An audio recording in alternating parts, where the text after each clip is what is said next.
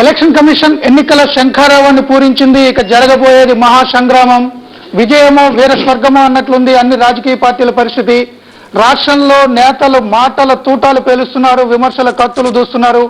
ఇప్పటికే కాంగ్రెస్ ను ఒంటరి చేసి మహాకూటమి పేరుతో విపక్షాలన్నింటినీ ఏకం చేసి రాష్ట్రంలో సీట్ల సర్దుబాటులో తలమునకలై ఉన్న ప్రతిపక్ష నేత తెలుగుదేశం పార్టీ అధ్యక్షుడు చంద్రబాబు నాయుడు కేంద్రంలో ఎన్నికల కమిషన్ పార్లమెంట్ అసెంబ్లీ ఎన్నికలకు ఒకేసారి ఎలక్షన్ షెడ్యూల్ విడుదల చేసిన నేపథ్యంలో జాతీయ రాజకీయాల్లో కూడా చక్రం తిప్పడానికి ఉద్యుక్తులవుతున్నారు. ఇప్పుడు మీ చంద్రబాబు లైవ్ షో ప్రారంభిద్దాం. గుడ్ ఈవినింగ్ చంద్రబాబు నాయుడు గారు. ఎలక్షన్ కమిషన్ షెడ్యూల్ ప్రకటించింది. జాతీయ స్థాయిలో పార్లమెంట్కి 5 విడతలుగా, మన రాష్ట్రంలో అసెంబ్లీకి 2 విడతలుగా 16, 23 ఏప్రిల్ నెలలో ఎన్నికలు జరగబోతున్నట్లుగా ప్రకటించింది. ఇక 45 రోజులే గడువు ఉంది కాంగ్రెస్ పై మీ పోరాటానికి. ఈ 45 రోజుల గడువు సరిపోతుందా? ఎలక్షన్ కమిషన్ షెడ్యూల్ తో మీరు సంతృప్తి చెందుతున్నారు? ఏదైతే ఎన్నికల షెడ్యూల్ వచ్చిందో దీన్ని తెలుగుదేశం పార్టీ స్వాగతిస్తున్నాం. అంతేకాకుండా 45 రోజులు ఉంది. అదే మరి 23 అంటే ఇంకొక 5 రోజులు 6 రోజులు ఎక్కువ ఉంటుంది. ఏమాత్రం ఈ సమయం పూర్తిగా సరిపోతుంది. ఇప్పటికే తెలుగుదేశం పార్టీ టీఆర్ఎస్ కానీ సిపిఐ సిపిఎంతో అవగాహనకు వచ్చాం. ఇప్పుడు సీట్లు కూడా సర్దుబాటు చేసుకోవాలి. అదే మరి కార్యక్రమాలు కూడా ఫీల్డ్లో కూడా ఇప్పటికే కొంతవరకు ప్రారంభించాం. ఇంకా రాబోయే రోజుల్లో ఉధృతం చేస్తాం. నాకు ఏమాత్రం అనుమానం లేదు. ప్రజలు కూడా రాష్ట్రంలో కాంగ్రెస్ పార్టీ పాలన పట్ల విసిగిపోయారు. వీళ్ళు చేసిన అవినీతి కానీ, ప్రజా వ్యతిరేక కార్యక్రమాలు కానీ, ధరల పెరుగుదల ఇవి చూస్తే చాలా భయంకరంగా పేదవాళ్ళందరూ బాగా బాధపడ్డారు. ప్రజలు కూడా చాలా కోపంగా ఉన్నారు. అంతేకాకుండా కేంద్ర రాష్ట్ర ప్రభుత్వాల విధానాల వల్ల అన్ని వర్గాలు కూడా సఫర్ అయినాయి, చాలా బాధపడ్డారు. ఎన్నికలు అనౌన్స్ చేయకముందు చూస్తే ఈ ముఖ్యమంత్రి ఇదే లాస్ట్ ఎన్నికలు కాబట్టి 5,000 జీవోలు ఇచ్చారు. అర్ధరాత్రి వరకు జీవోలు ఇచ్చే ప్రక్రియ చేపట్టారు. ఇప్పుడు కూడా ఇంకా జీవోలు ఇవ్వడంలో నిమగ్నం అయిపోయారు. ఈ ఎన్నికలు ఏవైతే అనౌన్స్మెంట్ వచ్చిందో ఆ జీవోలకు కానీ, ఈయన ప్రజా వ్యతిరేక విధానాలకు కానీ, ఈయన అవినీతికి కానీ కొంతవరకైనా సరే కట్టడిపడే పరిస్థితి వస్తుంది. దీన్ని మనస్ఫూర్తిగా స్వాగతిస్తున్నాం. మహాకూటమిని జట్టు కట్టడంలో మీరు అనేక రోజులుగా ప్రయత్నిస్తున్నారు. చివరికి మహాకూటమి ఏర్పడింది. అనేక అభిప్రాయ భేదాలు, విఘాతాలు వచ్చినప్పటికీ కాదని మహాకూటమిని ఏర్పాటు చేశారు. కానీ ఎన్నికల గడువు చూస్తే ఇక 44 రోజులు 45 రోజులు ఉంది. ఇప్పుడు కూడా సీట్ల సర్దుబాటులో తకరారు జరుగుతోంది. పూర్తిగా స్పష్టమైన నిర్ణయానికి రాలేకపోతుంది మహాకూటమి. అది మహాకూటమి కాదు, మహాకుంపటి అని కాంగ్రెస్ నేతలు విమర్శిస్తున్నారు. వాళ్ళు ఆనందపడుతున్నారు మీ మహాకూటమి మధ్య సీట్ల సర్దుబాటు జరగలేదు అని. మీరేమంటారు? కాంగ్రెస్ పార్టీ ఆనందపడలేదు. గుండెల్లో రైళ్లు పరిగెత్తున్నాయి. ఎప్పుడైతే మహాకూటమి ఏర్పడిందో ఆ రోజే ఓటమి అంగీకరించే పరిస్థితి వచ్చింది. ఈ రోజు కాంగ్రెస్ పార్టీ ఫ్రస్ట్రేషన్లు ఇవన్నీ మాట్లాడుతున్నారు తప్ప ఇంకోటి కాదు. ఇదే విధంగా ఈ పార్టీలతో 2004లో ఎన్నికలు సర్దుబాటు చేసుకున్నప్పుడు కాంగ్రెస్ పార్టీ ఆనందపడింది. ఆ విధంగా రాజకీయంగా లాభం పొందింది. ఈ రోజు ఇదే పార్టీలు కలిశాం. అప్పుడు కూడా 40-45 రోజులు ఎన్నికలు అనౌన్స్ చేసిన తర్వాతనే సీట్ల సర్దుబాటు కానీ కలయిక కానీ జరిగింది. ఈ రోజు ఇంకా ముందుగానే మేమందరం కలయిక కానీ ఎన్నికల సర్దుబాటు చేసుకునే ప్రక్రియ ప్రారంభించాం. ఈ సమయం సరిపోతుంది. మాలో ఏమీ భేదాభిప్రాయాలు రావు.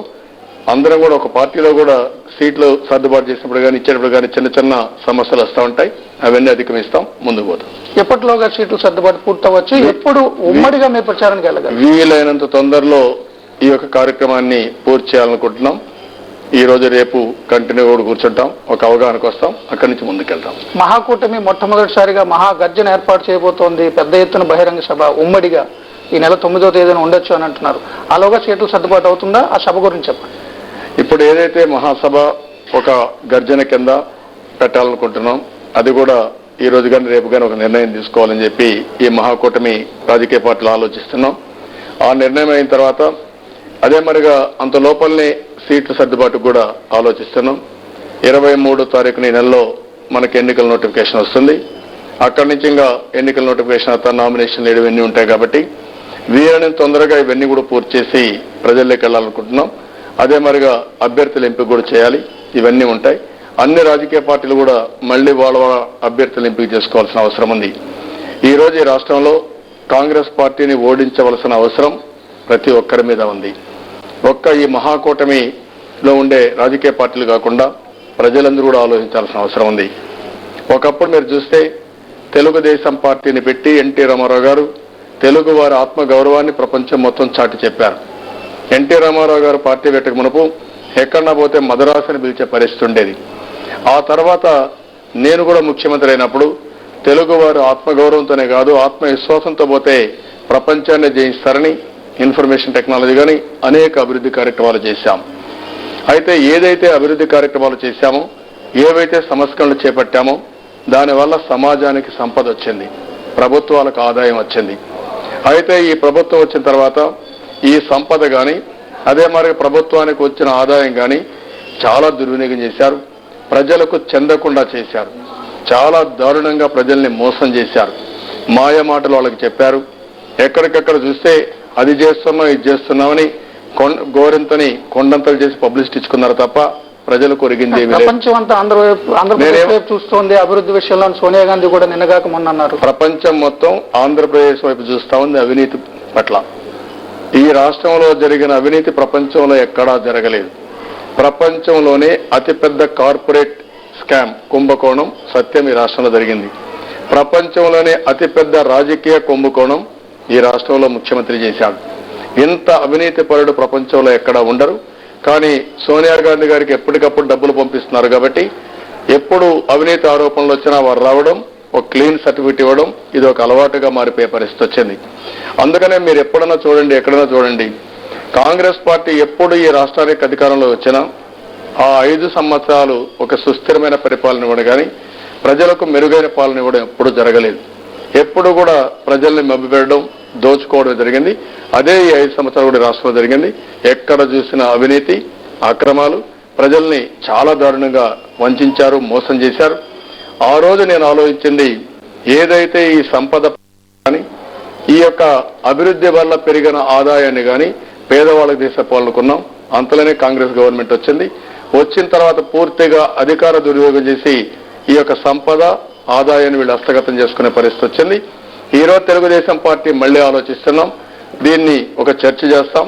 ఇప్పటికే కొన్ని మేము హామీలు ఇచ్చాం. ప్రపంచం మొత్తం కూడా వినూత్నమైన కార్యక్రమాలతో ఏ విధంగా పోయారో అవి కూడా ఆలోచిస్తున్నాం. ఎల్లుండి నుంచి ఒక వారం రోజులు మేము ఇచ్చిన హామీలు కానీ ప్రపంచంలో జరిగినటువంటి మార్పులు చేర్పులు ఈ విషయంలో ఎదురుగా అవన్నీ కూడా అధ్యయనం చేశాం. ఎల్లుండి నుంచి ప్రజల్లో చర్చకు పెట్టబోతున్నాం. చర్చకు పెట్టి ఒక వారం రోజులు చర్చించిన తర్వాత ప్రతి ఒక్క పైసా కూడా పేదవాళ్ళకి అందాల్సిన అవసరం ఉంది. అంటే పబ్లిక్ నుంచి మేనిఫెస్టో తీసుకుంటారు. మేము కొన్ని ఆలోచనలు చేశాం, అవన్నీ ప్రజల ముందర పెడతాం, ప్రజలను కూడా భాగస్వాములు చేస్తాం.